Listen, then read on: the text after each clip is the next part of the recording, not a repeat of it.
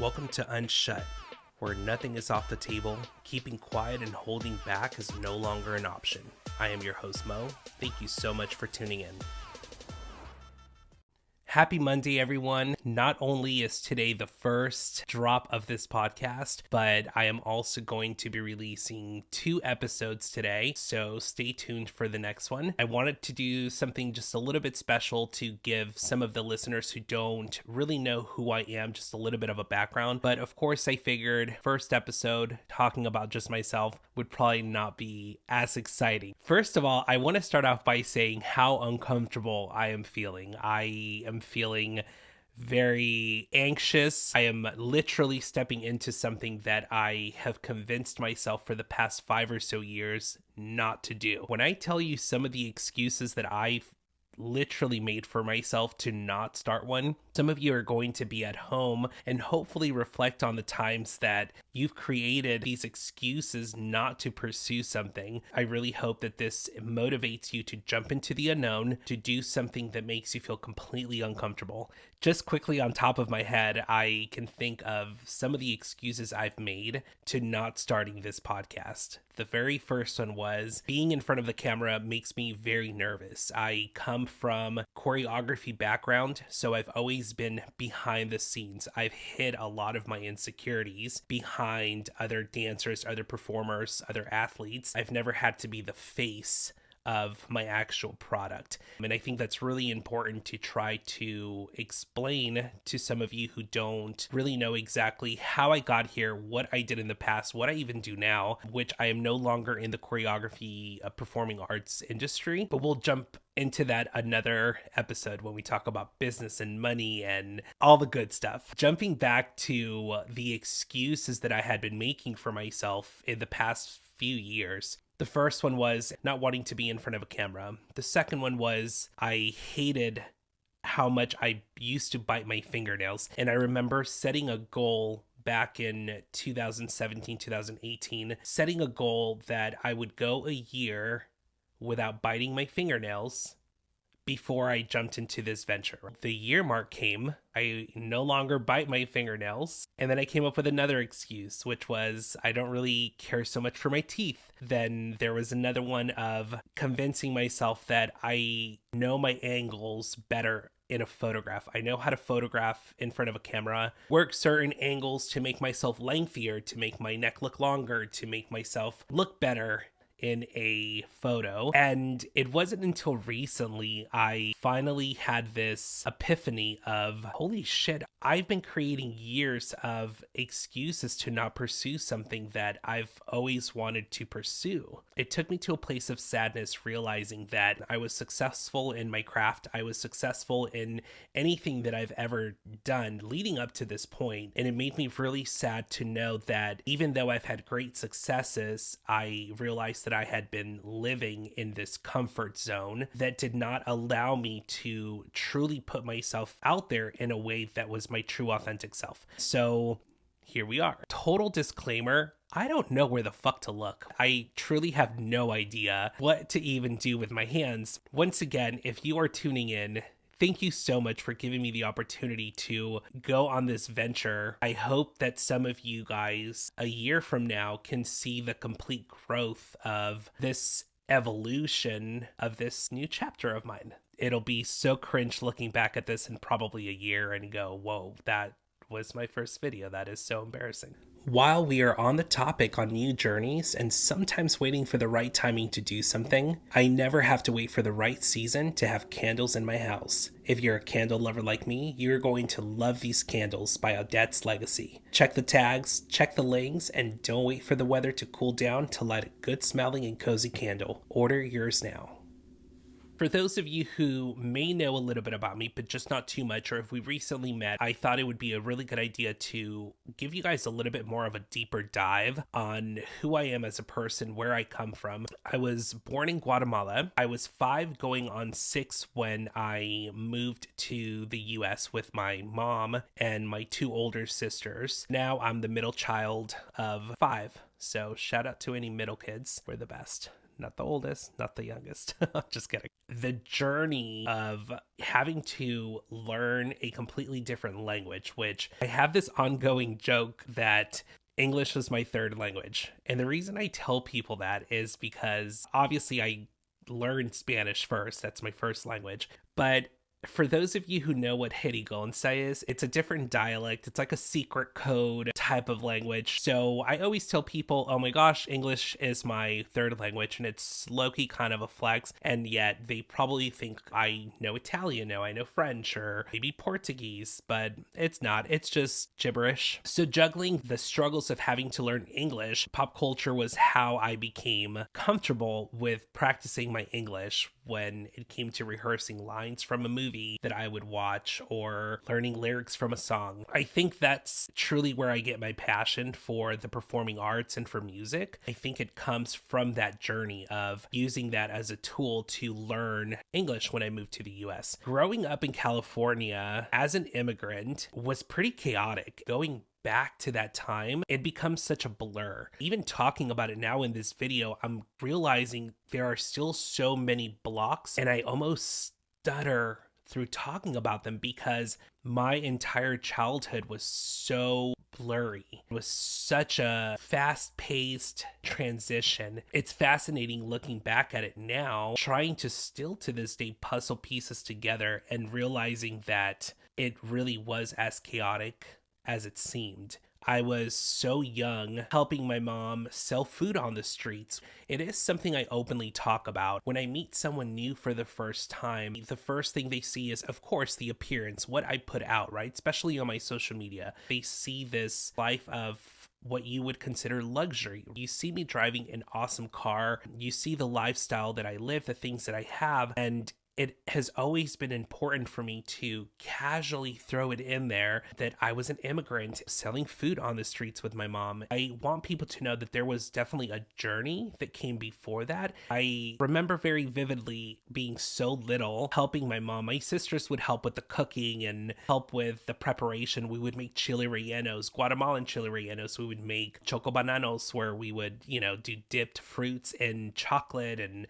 we would take this big cooler and just go around the neighborhood selling it to our neighbors. I always made the best of the situation going with my mom to selling the food, but there was a big part of me that always felt like it was my duty to be the one that went out into the streets with my mom, because not only was I the boy of the house, right? I was trying to save my sisters the embarrassment of having to accidentally run into their classmates or a neighbor that they wanted to be friends with. I really wanted to take on that role. And I remember at that age, like, who has that level of thought process? Who is, coming in with this savior complex of, I'm going to go sell food on the side of the streets or go to neighbors' construction sites with my mom to sell food to make a living so that my sisters don't have to. That's something I've never really even shared with my sisters. I've never really shared that was my thought process of why it was so easy for me to always volunteer, always be the one that said he enjoyed doing those things with my mom.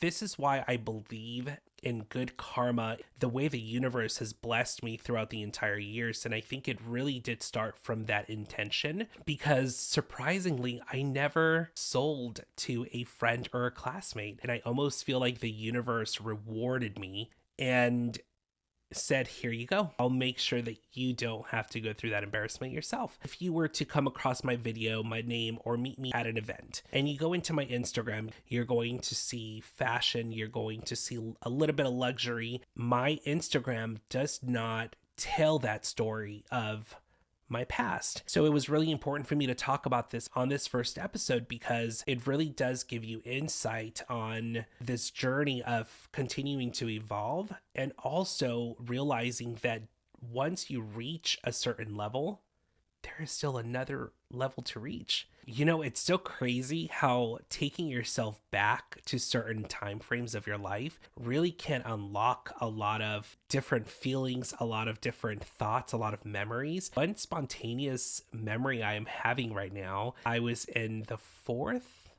or 5th grade, and I was still learning how to write English. We used to have these journals that we had to write in every single morning going into class. I had a classmate named Sade. She came over to me while I was writing, and she said, "Hey, do you mind if I take a look at your journal and help you with your English?" And I was just like, "Yes, of course, thank you." She took my journal and she scratched out all the words I was spelling incorrectly, but I was sounding out. And the one I can remember very vividly was the. I was spelling the like DA, like duh. And she crossed out so many, like the sun was shining, and she corrected it to THE. That was one of the first memories I have feeling seen and feeling worthy of someone's time. You guys, I really encourage everyone to just start talking, even if it's to yourself. I'm coming up with so many memories right now. I am like completely blown away. I do remember she got her ass beat by this girl named Maria. She slapped her, and she was wearing beads, and the beads left marks on Sade's face. It's just crazy. So much just starts coming back. I love how everything played out for myself and my family. For you guys to be able to understand what I mean by having a chaotic, fast-paced childhood, we moved around a lot. I went to like 3, 4, maybe 5 different elementary schools. I went to 2 different junior highs. I went to 3 different high schools. My life has just always been very fast paced, and I don't blame my mom for it. My mom is awesome. My mom is the strongest human being I know. It did have a negative effect on me. This is where I do believe that every situation in your life truly is a choice on whether it's going to be a negative or positive experience, because I do believe that it was through those experiences, the constant moving is what really shaped me to be this quick thinking on my toes, relatable person to so many different walks of life, and also learning the tool of adapting. Adapting is something very positive that came from that chaos. I have structured a lot of my professional life based off of those experiences from when I was little. And I hope that throughout this podcast, you guys can continue to get glimpse of my childhood and my experiences, because when I tell you this first episode doesn't even touch a quarter of what my childhood was like. Literally is just a glance at my childhood. Hope that I've given you just enough to want a little bit more. I definitely couldn't have this first episode without having a couple of shout outs. My 6th grade science teacher from Luther Burbank Middle School in California, Mr. Reed. He told me once, "Moses, I know that one day millions will hear your voice. You sound like someone that should probably be on the radio." And that has stuck with me my entire life. So, Mr. Reed, I'm sorry it took this long. Wherever you are, thank you so much. I also want to send a very special shout out to Kat, who is a phenomenal business owner, has been very willing to give me some tips and tricks when it comes to putting this podcast together. I also want to send a very special shout out to Rosie.